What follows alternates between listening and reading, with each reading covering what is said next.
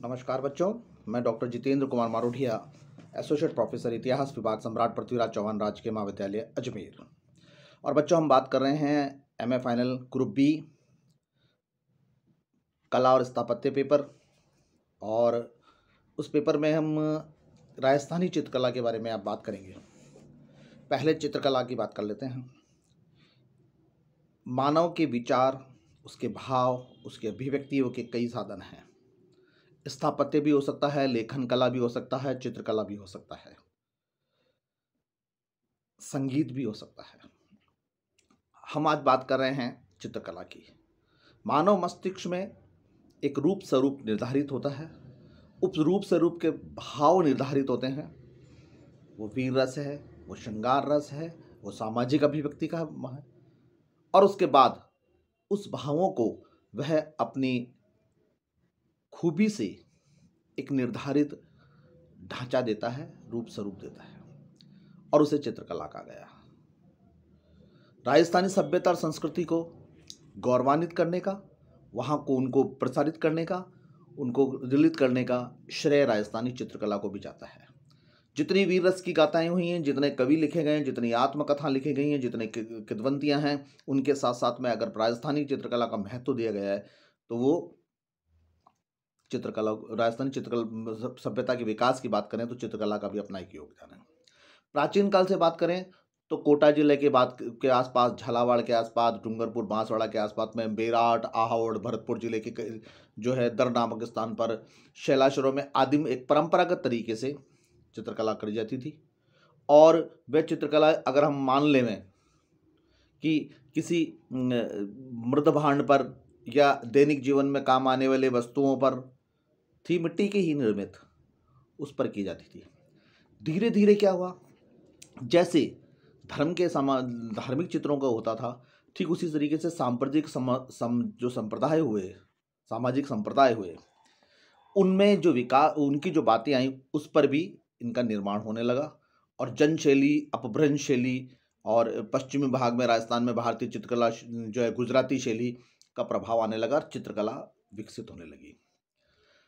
सामाजिक पुनरुत्थान का समय आया। 12वीं-13वीं शताब्दी में कागज पर विकास हुआ और कागज पर ज़्यादा अभिव्यक्तियाँ होने लगी। 15वीं शताब्दी की बात करें हम तो भारतीय इतिहास में सामना जो है एक पुनरुत्थान का समय आया।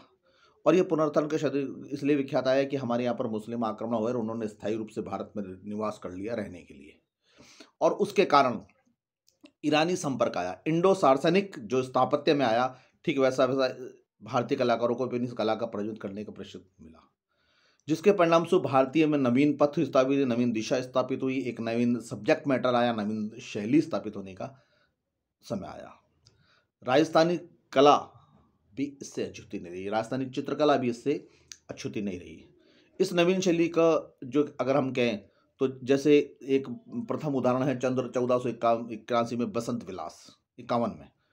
तो 1451 में जो बसंत विलास के पश्चात बने चित्रों में महापुराण, कुंतुक की गुणवंती, बिल्हण की जो एक तरीके से वीर पंचदशिका जो पुस्तक थी वो है, मुल्ला दाऊद की लौर चंदा, गीत गोविंद, रणमाला, रागमाला आदि में राजस्थानी चित्रकला का धीरे धीरे धीरे धीरे धीरे क्रमिक विकास नजर आता है। न केवल शैली में, अभिव्यक्ति में, अभिव्यक्ति के प्रभाव में, आकर्षण में भी। ये चित्रकला का एक विकासोकाल चला जो 15वीं शताब्दी में रहा। 16वीं शताब्दी की बात करें हम, 16वीं शताब्दी का सबसे बड़ी बात क्या है, भारत में मुगल साम्राज्य, पूर्वाद की बात करें तो मुगल साम्राज्य की स्थापना हो चुकी है। मध्यांतर की बात करें, एक स्थायी राज्य मिल चुका है, अकबर आया है। और 16वीं शताब्दी में मेवाड़ को छोड़कर उसने लगभग सारे ही राज्यों पर अधिकार कर लिया था। जब सारे राज्यों पर अधिकार कर लिया था तो फिर वहाँ पर मुगल शैली का जो है समन्वय परिमार्जित दिखने लगा है। और इसका विकास हम देखते हैं धीरे धीरे उसके अंत तक जाने लगा। यद्यपि प्रशासनिक व्यवस्था, राजस्व व्यवस्था और अन्य व्यवस्थाओं में तीव्र गति से विकास हुआ। अकबर के समय में 16वीं शताब्दी के अंत तक चित्रकला उतने अपने परिमित थी, लेकिन राज आश्रय प्राप्त नहीं थी। पर जहांगीर जो सलीम नाम से था, उसका चित्र सामने आने लगे थे। उन चित्रों को एक तरीके से शाही पंजीकृत नहीं किया गया था, क्योंकि जहांगीर 1605 के बाद साम्राज्य बना और 1605 के बाद में एक विकास होता है नया।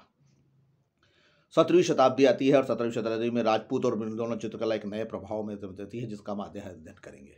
तो पहला भाग मैंने इंट्रोडक्शन आपको ये पढ़ाया कि किस तरीके से राजस्थानी चित्रकला सामाजिक प्रभाव में, मिट्टी पर निकल के, और उसके बाद में कागज के आविष्कार के बाद में, और कागज के आविष्कार के बाद में अगर हम बात करें तो 7वीं 8वीं 9वीं शताब्दी, कागज के आविष्कार से पहले 8वीं 9वीं शताब्दी में भारतीय चित्रकला जो गुजराती शैली, जन शैली या अपभ्रंश शैली के रूप में हुई, और यहाँ पर 8वीं और 10वीं शताब्दी में तत्कालीन राजस्थान की गुजरता बोलते जाते थे, तो उसको मिक्सिंग, और उसके बाद में ये धीरे धीरे धीरे हुई, और जहांगीर के समय तक एक बहुत ज़बरदस्त ब्लास्ट चेंज हुआ। तो जहांगीर के काल के बाद का और उसके नामकरण का हम आगे अध्ययन पढ़ेंगे, फिर विशेषताएं पढ़ेंगे, और आज मैंने आपको ये प्रारंभिक तौर पर जो स्थिति है उसके बारे में अध्ययन कराने का प्रयास किया है कि प्रारंभिक तौर पर किस तरीके से ये इन शैली का विकास हुआ, शासन चित्रकला सब्जेक्ट मैटर को बताने में अपने आप को सफल हुई, और उसको एक बहुत अधिक अभिव्यक्ति का साधन बनी, और धीरे धीरे ये रोजगार का साधन बनी, नवीन साधन में, और आज कला और संस्कृति का जो है परिदृश्य है एक तरीके से। धन्यवाद।